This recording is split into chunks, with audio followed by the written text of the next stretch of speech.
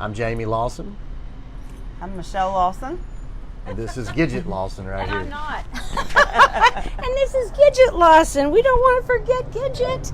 Hey guys, it's Waggin Wednesday, and I'm so glad to have you here. My friends Jamie and Mychell decided to bring Gidget along for the fun and to come out today and sit in this beautiful, beautiful weather outside our St. Matthew's Heine Brothers. They've got this really great garage door that they don't have open today, but we decided to sit on the patio anyway, so it doesn't matter. But we've been friends for quite a while. Mychell and Jamie and I know each other through animal rescue and through animal rights welfare legislation. So many other ways too, through Rebecca, through Catherine. We're all connected to each other. There really are only 6 people in Louisville, you know, we've pretty much decided. Everybody knows everybody else. Yeah. So only 6 people live in Louisville and everybody knows each other. So what we want to talk about today is, and by the way, welcome Jennifer Hutchins and welcome Martha Bloom. Glad that you guys are both with us. Let's talk first about Gidget.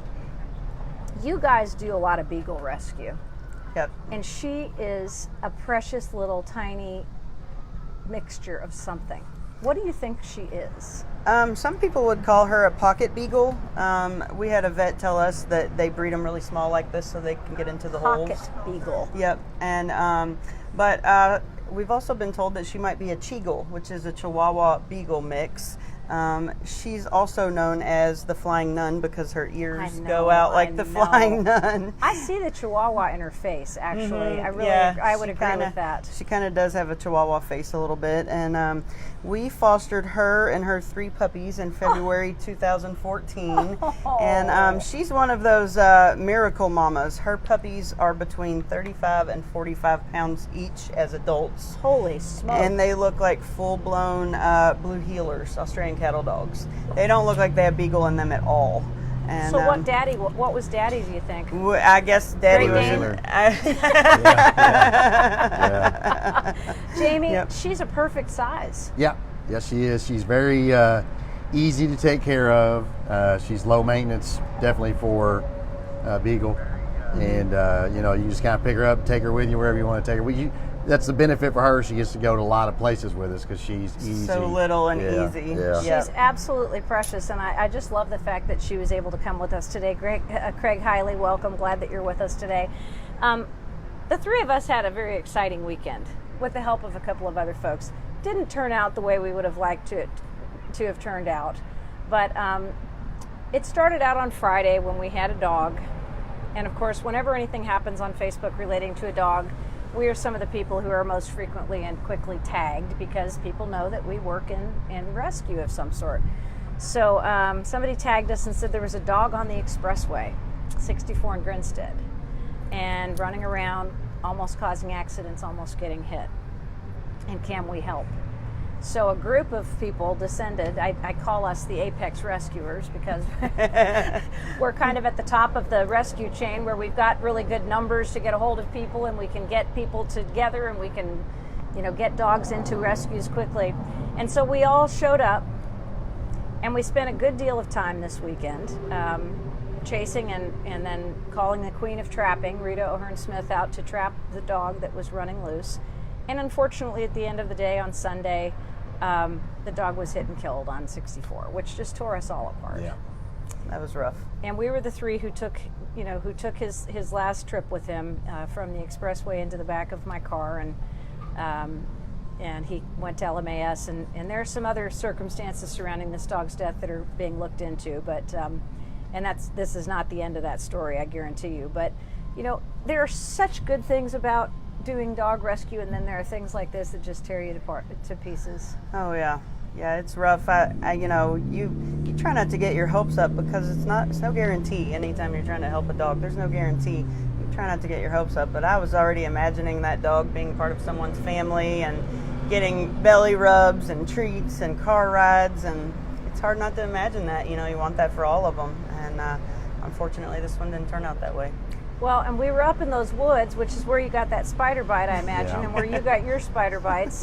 We were hanging out with spiders. Somewhere underneath the Cochrane Hill tunnels. I don't even know exactly where we were because it was midnight on Friday, but I know I walked into a web that was this big, and the spider was this big. I'm really glad I didn't get bit by that one. That was terrifying. You might have taken my leg off. It was a big red spider. I don't know what it was, but anybody who's familiar with spiders, arachnophobia was rampant in the woods that night. You yeah. heard my scream. They could have set up a haunted house right there. Yeah. But you know, the truth of the matter is, when you are out searching, you know, you have these moments of clarity, and all of a sudden you think, I'm walking down, for instance, I'm walking down the expressway at midnight towards Jamie and Michelle's car, and I'm inside the guardrail, and there's only this much ground between the lane and the guardrail, and all of a sudden I'm thinking, I've got my little pen light, flashlight, and my phone light, and all of a sudden I'm thinking, you know, one distracted driver and I'm wiped out. Yeah.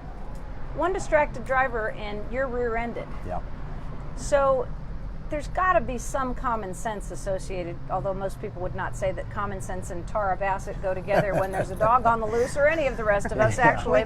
We just propel ourselves towards You just the go. situation. You know, you drive backwards, you go on one-way streets, you go over medians, you know, you climb hills, and there's got to be some sort of common sense at play when you're pursuing a dog. Yeah. There's got to be some sort of safety. It's tough because you're passionate about, you know, trying to save, you know, the animal, the dog, and unfortunately, you know, the situation you were in, I was watching, you know, as we were trying to help save the dog, and on Saturday, and you know, everybody was still crossing the road and interstate, and people were flying, and you know, you just get so passionate about it, so it's tough sometimes, you know, to dial that intensity back, and that was an intense of a situation as I've been in. It was pretty intense. Yeah, And I mean, even when we were picking him up on his last ride, you know, he was really close to the lane, and initially I think we were going to try to get him, and we ended up, Jamie said, why don't we pull him away, which I think was a great idea. It was a great idea. But you guys kind of did the heavy lifting, but I was trying to motion to traffic, you know, maybe not go 83 feet from us, maybe, you know, get in the other lane, but you know, I'm not really dial it back to 70. Yeah. I was amazed at how fast it felt as those trucks went by us Oh, yeah. on an expressway where the speed limit is 55, and nobody's going under 70 or 75. No way. Nobody. And And coming out of those tunnels, intense.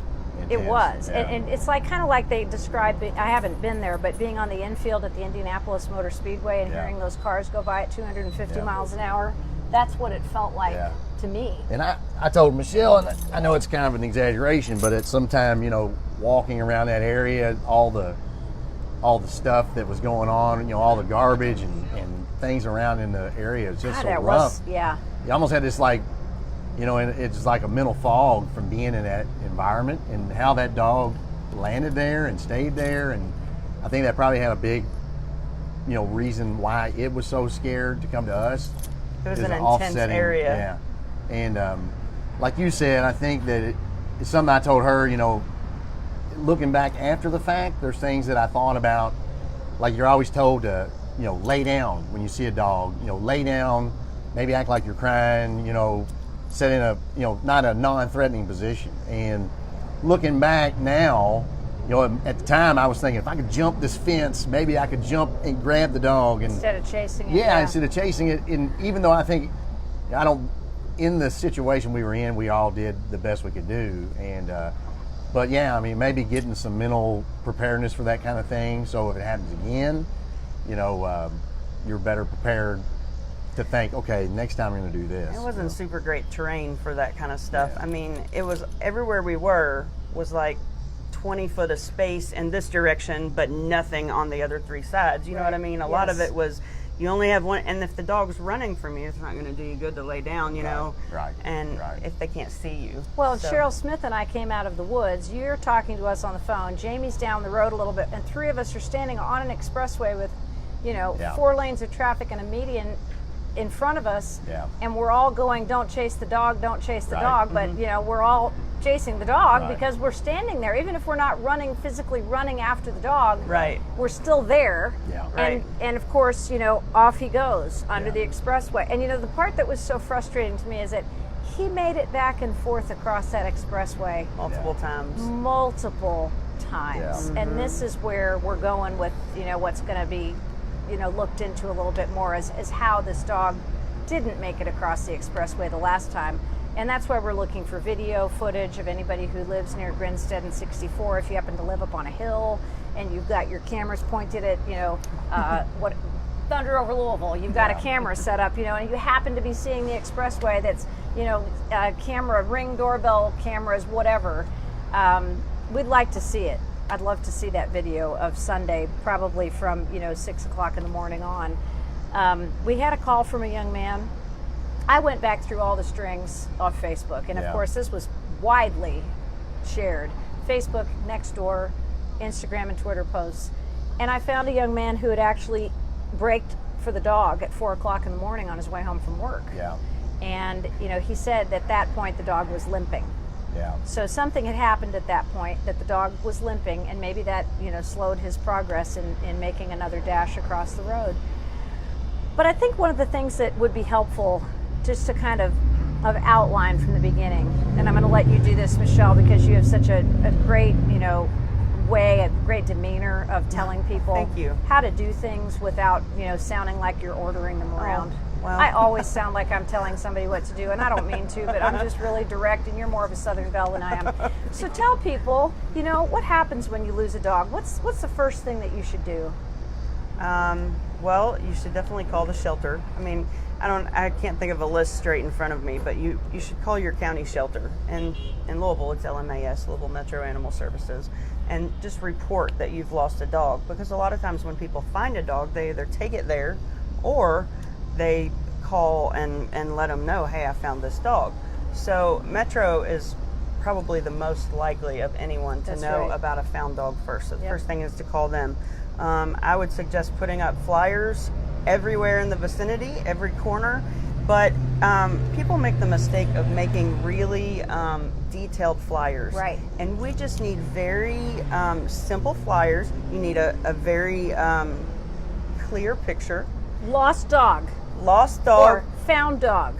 Clear picture and phone number. Right. And that's really all you need. If the dog is scared, you may want to say don't chase. Sometimes people have to put that on the don't chase my dog, because it will continue to run. But just a very simple flyer, and then call your local vet and all of the other vets in the area.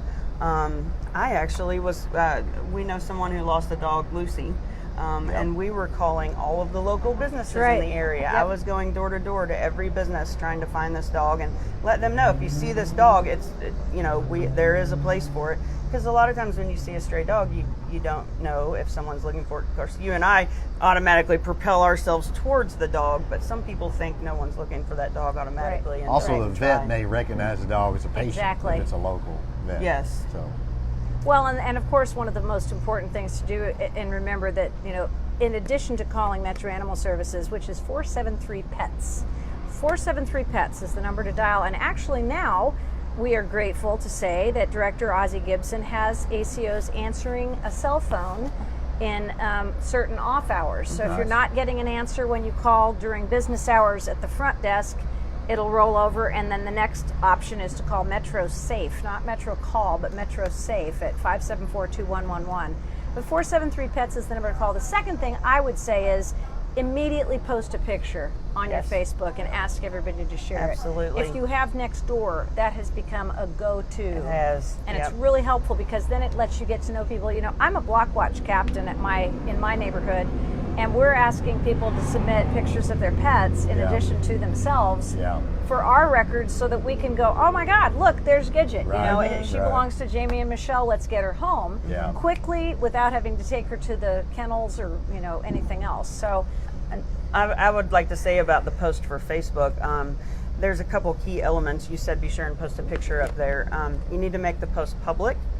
You need to put your contact information, and you need to put the city and state. I know you know what city and state you're in, but you have friends who live in other parts of the country, and there's a chance it's going to get shared all over the world. Great idea. And people are like, where is this? Is this 5 minutes from me, or is this on the other side of the world? be sure you put the city and state, and make sure the post is public and a contact name. If you've lost a dog, it's really helpful to those of us who are the people who will get up in the middle of the night and go out and start looking for it to know what the last known sighting was. You know, if it's at the corner of Brook and Breck, if it's at, you know, the corner of LaGrange Road and Shelbyville Road, if it's in an apartment complex, you know, give us something to go on as opposed to just saying lost dog, Louisville, Kentucky.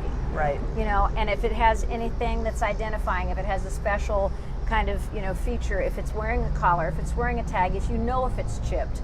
You know, and the same thing with found dogs. This is a really important thing because a lot of people don't know what to do when a dog wanders into their yard. Right. Yep.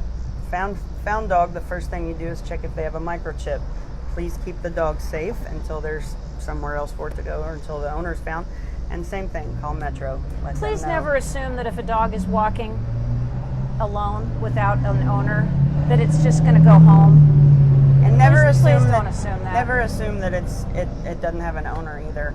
I can't tell you how many times people are like, "Oh, I found this dog. I'm just going to keep it." And I hear that all the time. Even today, I mean, our neighbor lost a basset hound that was 12 years old, and he couldn't find it for a day. Turns out someone about a block away put it in their house, and they were going to keep it. And you know. It's like, is that your child wandering down the sidewalk? Oh, I think I'll just keep it. Yeah. It's cute little blonde, blue-eyed, looks like me. I'm going to just keep it. Yeah. There's somebody's pets, for the love of God. Yeah. You've got to report the animal missing. Right. Well, and that's where LMAS plays a role. Yes. Besides being a Facebook, you know, phenomenon, Kentuckiana Lost and Found Pets Network, Louisville Lost and Found Pets Network, and many other various incarnations of that, but those are the two big grandmamas of them. Yep. Are places that track constantly, that match lost and found constantly. We appreciate them so much for what they do. And Rita O'Hearn Smith, who we jokingly call the Queen of Trapping, she has a tiara and everything, has a massive humane trap. And I can't tell you the number of dogs I've seen her catch, which is amazing. And she knows how they think, and she knows where they go, and she knows what their patterns are. And in cases where a dog is missing and cannot be captured, because they almost immediately revert to fight or flight survival mode. And they won't come to you, no matter how hard you try to get them to. So trapping them in a humane trap, which is lured in with Alpo and steak and bacon and other stuff, and then the door just drops behind them, and the dog is captured, and then the trap is monitored constantly. This weekend we had trap checks every 30 minutes. Yep, we had a shift schedule from 7 a.m. till 10 p.m. Who's going at 2:30, 3:30, and we were just constantly there. And if you ever see a trap in the woods and there happens to be a dog in it, please don't touch it. Please leave it. And we put up a sign that said, if you see a dog in this trap, call this number. You know, because there's a reason why it's there and there's a reason why it's trapped. There's another thing that a lot of people don't understand, and that is you close the trap at night. Because if it rains or if it's thundering and lightning or if a predator is there and a dog is inside it, it could cause itself to be harmed. It could be harmed by something else. Or you might catch the predator. Or you might catch the coyote, which is something that you don't necessarily want to have to deal with. And I would like to add, if you do see a trap in the woods and there's an animal in it, don't let the animal out right then, but check on it to make sure that someone's not doing something where they leave the animal there. Because we see cases of that sometimes where there's an animal in the woods and it died of starvation. You know, we've seen some cases like that. So if you do see it, don't release it right away, but make sure I can check that there is a plan. Well, that's an LMAS. That's a call to LMAS. Right. And say, hey, you know, I found a dog in a crate or a dog in a trap in the woods. I'm staying here until you get here. And that would be acceptable. That would be totally acceptable. That qualifies as an emergency. You can also, if worst comes to worst, you can call 911 in a situation like that. If you think there's something spooky or suspicious, you don't always have to call Metro Animal Services for an animal issue. If there's an animal that's in danger, an animal that is endangering you, always call 911. Nikki Kelly, Marilyn McClendon of My Dog Eats First, Pam Walker, Tina Mole, Lisa Schringer. Tina says, hi, Michelle. Hi, Tina. Melissa Bowman, Pam Walker, hi, sweet Gidget. She's looking at her. Gidget's waving her tail at that girl who's sitting behind us. My buddy from St. Mary of the Valley Academy in Beaverton, Oregon, who went to school with me for many years, Loretta Blattner's watching. Hi, Loretta. Keyshore, Pam says, great idea for neighborhood pets. Yep, Rick Munger is watching. Brittany Thomas of Companion Pet Behavior Solutions. Oh. Our wonderful certified animal behaviorist, the only one with her certifications in the state of Kentucky. Ooh, I need to meet you. She's awesome. Jonna Craig, Arthur Miller says, valuable information. Judy Foster, Uber Animal Rescuer. Thank you guys for being with us today on this Waggin Wednesday. My friends, Jamie and Mychell Lawson and Gidget, the Beagle, decided to come and visit me and talk a little bit about our animal rescue attempt this weekend, which ended in a very sad way, and we don't like the fact that it ended the way it did, and it doesn't always. As a matter of fact, I have not had a dog hit for a very long time. Yeah. And that was a tough pill to swallow. It was a tough pill to swallow. And, you know, as we know, we were all up very late that night kind of processing, and, you know, you had tears at the scene, and I was more stoic until later, and then I fell apart, and then I called Rebecca Eves on the phone at 2 o'clock in the morning and was crying, you know, to her, because God knows she deals with horrible deaths every day with the Aero Fund. And so, you know, we've got a little bit of a support network for ourselves, which is helpful. But, you know, when you see the love that is expressed in an animal's eyes, she, on perfect cue out of Central Casting, she looks lovingly into her mother's eyes. We had to give her $20. That was just, and now she's looking at her daddy. That was absolutely the most precious thing I've ever seen. God, Gidget, you are such a good girl. You are such a good girl. She's a gigi. I had to leave today.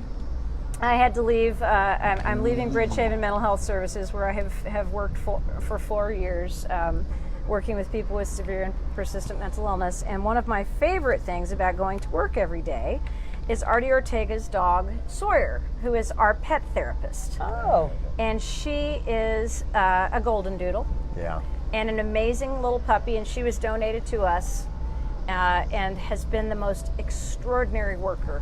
Oh. Yeah. Along with her pet therapist, cat brother and sister, Harley and Quinn. Because animals give so much solace and comfort, and they don't have to do anything, just be there. Yeah. And so today, as I was leaving, you know, I crouched down and I picked up Sawyer, and she's about 35 pounds, and I just held her, and she just stood there. Right. And she just waited for me to finish being hugged and kissed me. And, you know, she lives a mile away. It's not like I'm not going to see her again, but now I see her every day. She's the first thing I see. Yeah. And those are such hard things. And so when people lose their animals, they start to have all kinds of emotional feelings. And, you know, when you lose an animal and you know that it's someplace, but you don't know where, that's the time that you have to be really analytical or find somebody who is. Yeah. To help you walk through this, because if you start losing it, it's not going to be efficient. You're not going to you can't just start running around in your pajamas and night slippers looking for your dog. You've got to have a plan in place. Yeah. One thing that I'll touch base on, it, you guys kind of mentioned it, but we constantly are finding dogs loose, and it's almost like we joke we're a magnet for it, but we keep leashes in our car specific reason. But one of the biggest things is the first thing we think is this dog microchip? You know, God, you guys mentioned that. Simplest thing in the world. It is. And not only having never happened. Yeah. That's what I got. There are no chips in the world. Nobody's got their dogs chipped. And then when they are chipped, they're 2 phone numbers old for the person that, you know, the dog belongs to somebody else, and they. Yeah, so don't get your dog microchipped. Make sure it's up to date. Yeah. Keep it up to date, Yeah. and you don't have to keep a membership for that. Yeah. You can call. No, it's free. Once you do it, it's free. Yeah. But you have to register it initially. Yeah. And I don't know that a lot of people know that. Right. You know, and then if you move, you have to change your address. And if by any stretch of the imagination someone dies and the dog is passed to someone else, or someone has to, unfortunately, I hate the word rehome, but somebody has to rehome the dog, you've got to keep that stuff going, you know? Yeah. And then there's always the possibility that, you know, a dog is taken, which is a really terrifying thing. Yes. And the only way to prove ownership is to be able to say, hey, that's my chip, that's my license. A dog frequently wearing a collar with tags will lose its collar within the first day of being on the run from going under a fence or something. Yep. And you know, pet ownership pictures are really important. Pictures of the dog with the family at Christmas. That's a really good way to prove ownership. Oh, yeah. So, you know, I always keep pictures of my dogs, obviously, on my phone, so that if something happens, you know, man, I can post so quick. Yeah. and I know exactly where every single picture is. My vet has a pet portal where the pictures of the animals are on there, you know, with the description, age, and medical records, which I can access very quickly if I need to. But I think one of the things that, you know, I was talking about scent hounds. Beagles are notorious for putting their little noses to the ground and going. Yeah. And that's why the lost and found pages are full of beagles. Yeah. It scares me. It scares me For too. you, because you have a lot of them. Well, and we do, and we help a lot of them. Also because they're the most abandoned and euthanized dog in the state, beagles and hounds. So there's just an overabundance of them. Second most euthanized, right? Yeah, second most. Did I say Coonhound? first? Sorry, second most. Coonhound first? No, pit bulls. Oh, well, Pit God, bulls. of course. Yeah. And that kills me because pits are such amazing animals. Yeah. They really Yeah. are. But hounds are second. And, Yeah. Yeah. So the whole idea is, you know, keeping an animal chipped, keeping an animal contained, keeping an animal on leash when you're walking are all very important things. And I think, Mychell, that one thing we need to talk about for the benefit of people, I mean, people who are watching this show are not the ones who are in need of this information, but we're going to give it to them anyway. Yeah. Because if they have a neighbor who needs to know this information, you cannot leave your dog tied up outside and go to work. No. You can't. There is legislation in Jefferson County about not being able to leave your dog tethered for More than an hour morning and night. More than an hour. And not at morning all and night. during Yeah. work hours. Mm-hmm. You have to have it on a trolley. You cannot have a fixed point tie out. People don't understand that. Yeah. They don't understand what that means. It means you can't tie your dog to a doghouse, or you can't tie your dog to a bumper, Or you a can't tree. tie your dog to a tree or to a back porch and leave it. Or those And little things that screw in the ground. Stupid things, stakes in the ground. And that has to be 10 feet. Yeah, that I think That's a big key, because people put it on a leash and they tie it. What is a dog going to do? You know, what are and then they put a bowl of water Yeah. in the range of the leash so that the dog runs this way and runs this way. knocks it over. Knocks the water over, has no water left. Yeah. I always say to folks who do that, dig a hole in the ground and put the bowl flush to the ground Yeah. and then fill it with water. Makes a big difference. Yeah. Big help. Yep. Mostly don't do that. Don't put your dogs outside and leave them, and don't tie them up, for the love of God. If you don't have a fenced-in yard that they can't get out of and a doggy door, then keep them in the house. Yeah. walk them. Yeah. Walk them constantly. Make your dog a family member. I never have been able to figure out why anybody would want to have a dog that was just out in the backyard all the time anyway. What do you do with it's like it? a yard ornament. It is, exactly. I mean, just get a gnome. Yeah. Just get a concrete. I agree. You One know, that's get a not going to Gallapalooza suffer. horse or something. Gnomes don't suffer. No, and you know, animals toy dog. are companion animals. They're pack animals.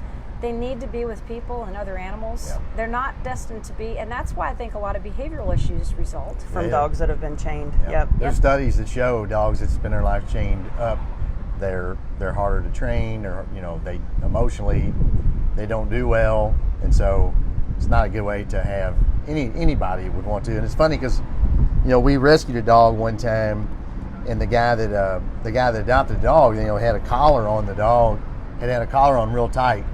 And I remember the guy saying, I'll never have that restraint on its neck again. He said, you'll always wear, harness. And I thought that was a really cool statement he He said made. dogs don't want to be led around by their neck. By their neck. And I thought that was really cool that he said that. And, it's a good point. And we have a dog right now, Hawthorne.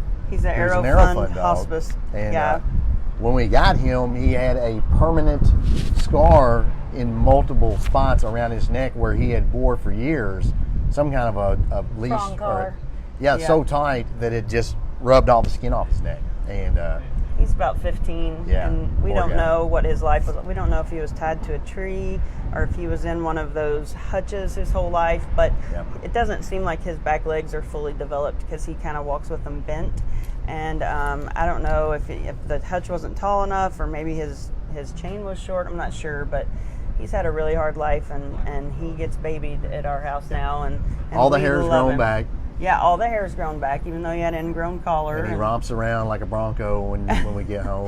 People have no idea what it means to foster a medical foster Yeah. from a So group like the rewarding. Arrow Fund. Yeah. It's so rewarding. Talk a little bit about what you guys do as medical fosters for the Arrow Fund.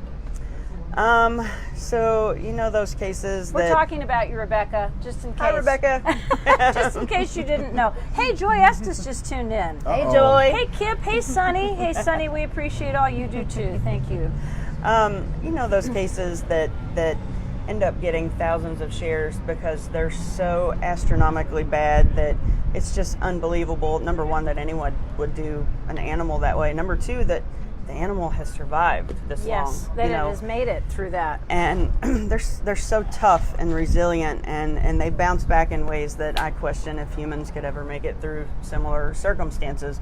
But the Arrow Fund takes these cases. They take the the very hardest ones. And we had Conway back in the spring. He was a big coonhound. He was a one out of the body scale. Love him. Super starved, and he had a nail in his colon. He had a baseball-sized lung tumor. He had severe parasites. He had blastomycosis, which is a lung fungus that a lot of dogs don't make it through. And we brought him in, and we thought it might be a couple weeks. And we had him for 3 months, and he was such a pleasure. He was too sick to ever get neutered, and in a house full of other beagles that are our family members, when we bring fosters in, sometimes when you bring a dog in that's not spayed or neutered, until they get neutered, sometimes they have a little bit of an issue. This guy, he was a big dog. He was never neutered because he was too sick, and he was such a gentleman. Such a gentleman. My other dogs loved him. Aww. He loved them. He was so sweet, and he beat the blastomycosis against all odds. Everyone thought that would get him. The colon nail passed, and we removed the tumor. We thought he was going to make it. I thought, man, this guy might actually come out of the hospice program. This is so awesome. And then one day, a stomach bleed got him. He had an ulcer that bled out, and we tried to do surgery and save him, and he didn't make it. But we had him for 3 months, and then we got Hawthorne, who's about 15, and similar situation. Super starved. Never had, he had bad eye infections. He was almost hairless. He had an ingrown collar. No reaction to a human. Like yeah, when you would talk to him, he didn't act like humans. Yeah, he didn't know how to react to humans being nice to him, so it just very muted. Yeah. Oh, God. He had a gigantic tumor swinging between his legs. It was horrible. He couldn't even sit down. He had to kind of plop on his side because he couldn't sit. Oh, dear Lord. And so he got the tumor removed, and he may be 15, but that guy is a bundle of fun. He's a little bit vision impaired and a little bit hearing impaired, but you wouldn't know it. He bucks like a bronco, and he's got a nickname. He has a nickname. Hawthorne, he's the Hoff. Like David Hasselhoff is the Hoff. He's the Hoff. That's the other thing. Every dog we bring in Spelled gets HAWF. HAW. Yeah. Hoff. Yeah. I think I was HAWTH. Yeah. Hoff. The Oh, Hoff. Hoff. Yeah, the Hoff. They all get a nickname. They all get a song. Conway had He a sings song. to all of them. And then we got Slate. Slate came Tater. from Louisville Metro Animal Services, and he had a huge mass on his hind leg that looked like carcinoma. Everybody, even vets, And thought it Ozzy was called Rebecca because they knew that they weren't going to be able to take care of it. Yep. And the dog was in good shape otherwise, and he wanted him to have a chance to live. Yes, I was so glad they called me. He's a Beagle too. too, and Beagles are my thing and our thing. Obviously. And we had that mass removed, and everybody just knew it was cancer, and it came back benign. And we nursed him back to health. He had, he had some other skin issues going on. We nursed him back to health, and we've had him about a year and a half, a little over a year. And we adopted him. We fostered him through Arrow Fund, and we adopted him, and he's the man. He's the man. So that's the thing, like, a lot of people think that a dog that's been in a bad scenario, whether it's 1 year old, she was 2 when we got her, but even a 15-year-old dog that's been in a bad situation that doesn't even understand a human's touch and human's love, it's a very short period of time they can go from being that dog that you think, that dog wouldn't fit in our house. We need a dog that'll go outside. A lot of people say, it's just a hunting dog, or it's just a farm dog. Yeah, nope. They can learn really quickly. They can be family members too. Absolutely. I always tell the people we deal with, and we deal, Michelle has fostered relationships from, the East Coast all the way to Colorado.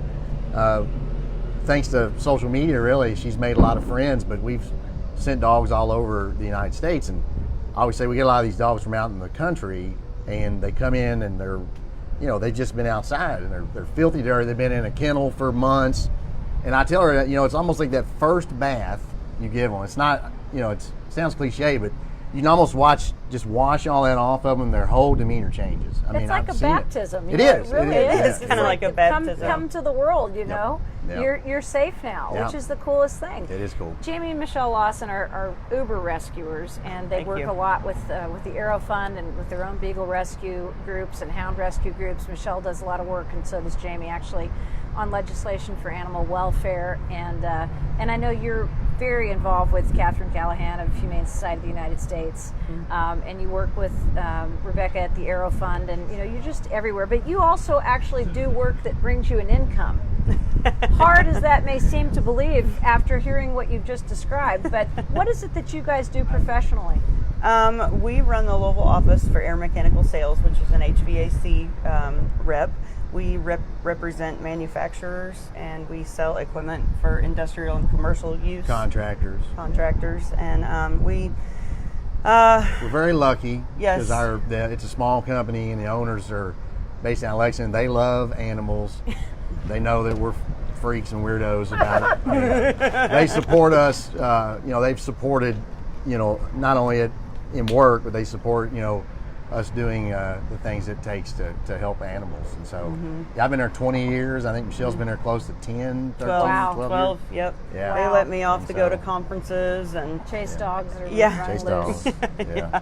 I'll be there in a minute. There's a dog in the road. Yeah, that's a true story. So let me just go back to something else that just really is one of those things. This is just going to be a gripe fest, I can tell, but what drives me crazy is when I see a post, and most people would understand this, but what drives me crazy is when I see a post that says, I just saw a dog in the middle of the road, but I'm on my way to a doctor's appointment and I can't stop. Yeah. To me, and I know you'd share this, I wouldn't care where I was going, and I don't care where I'm going, and I know that not all people are as flexible. And if you have a child in your car, you may not want to take a strange dog into your car. Sure. I understand that. If there's a way that you can safely stop, and if there's a way that you can possibly figure out how to get that dog secure, possibly, that would be the greatest thing in the world. Yes. But it's really hard when I see that on Facebook. I just saw a dog in the middle of the expressway, but I couldn't stop because I had to go somewhere. Yeah. Okay. It could mean life or death for that dog. It could. And I don't mean to put anybody down that, sometimes there is emergencies where a person really just can't stop. I'll share a story about Jamie. One time, our dear friend, Johnny Dunn, passed away, and we were really close with him, and he loved what we did for animals, and he was really supportive of us. And he passed away at 38 years old. We had some friends come in town to go to the funeral with us. And I was already home. Our friends had just gotten there so we could ride to the funeral. And Jamie was coming home from work. And I was like, where are you? You're supposed to be here 10 minutes ago. What are you doing? We got to go. We're all dressed up, ready for the funeral. And he walks in. He was like, there was a pug in the road. He had this pug, and we got a crate, and we got it out, set it up, put him in the crate. Now, I felt bad because we really had to get to the funeral. But we put the dog in the crate, and we went to the funeral, and Made sure it was safe. Made sure it was safe, food, water, whatever. We didn't give him food, we just gave him water. But we went to the funeral, and then we came home, and we drove around to see if anybody was looking for a dog. We put up signs everywhere, and we kept him overnight. We also called Metro and made sure he didn't have a chip and all of that. The next morning, someone called me and said, my roommate was supposed to be watching the dog. The dog got out accidentally, and he didn't tell me, and I didn't even know to be looking for him. So anyway, someone good was looking for the dog, but my point was, we were headed to a funeral, and Jamie was like, I'm coming. There was a pug in the road.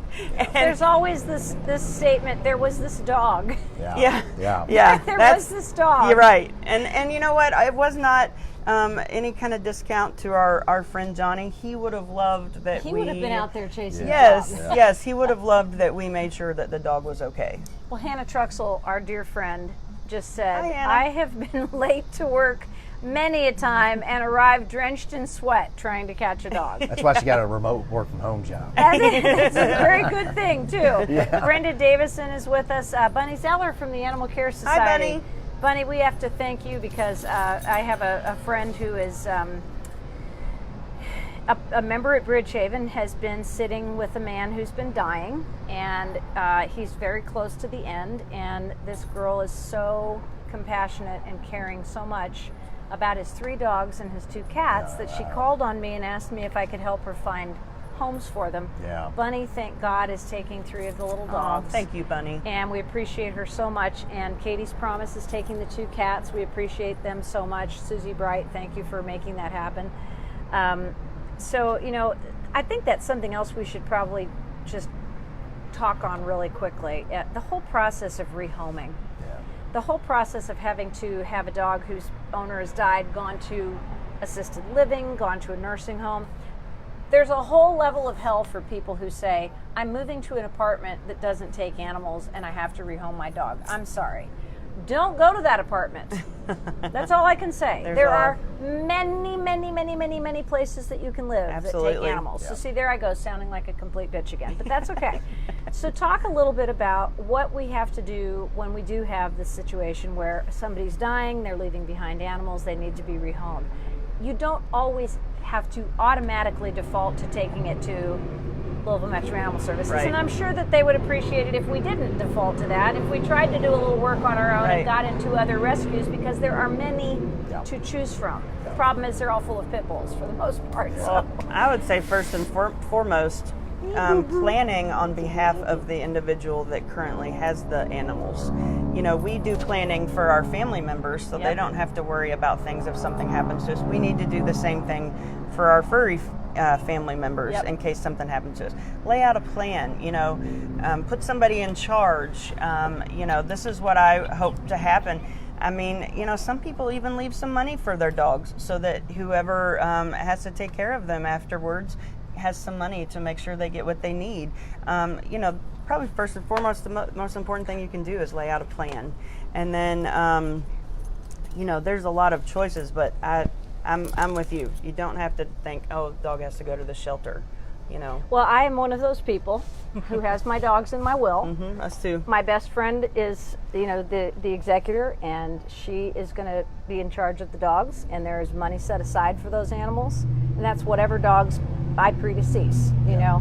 So, I know, we're talking such sad topics here, but Mommy and Daddy have provided for you, so you don't have, and Aunt Tara will take care of you, don't worry, I'll always, oh God, this dog, oh my God, she's a good girl. The sweetest girl in the whole world. Gracie's half Beagle. Oh yeah. So, same little personality. But that's a really important thing, absolutely, Michelle, to know that your dog is going to be taken care of. And this man wanted his animals to stay with him until he passed. Yeah. And so we're doing that. We're letting the animals stay there until he passes, and then we will take them to Katie's and to Animal Care, which will be wonderful because they have the ability to so-to-call vet potential owners and adopters. Sure. One thing I don't want people to ever do is put any dog or cat or animal of any kind on a buy, sell, trade or free page. Free page, yeah. And talk to us why. As much as we preach about that, it's amazing how many free groups there still are. There's still several Louisville free pet groups. And you should never give away an animal for free. You should never give an animal away to anyone just given it. You should always vet the person, which means making sure you know, you check references and, you know, get on. I recommend going through a rescue, a good reputable rescue. Let them do their process that they know works, and let them find a good adopter, and you can be the foster until they find a home, you know. But if you are dead set on doing it yourself, you know, get online and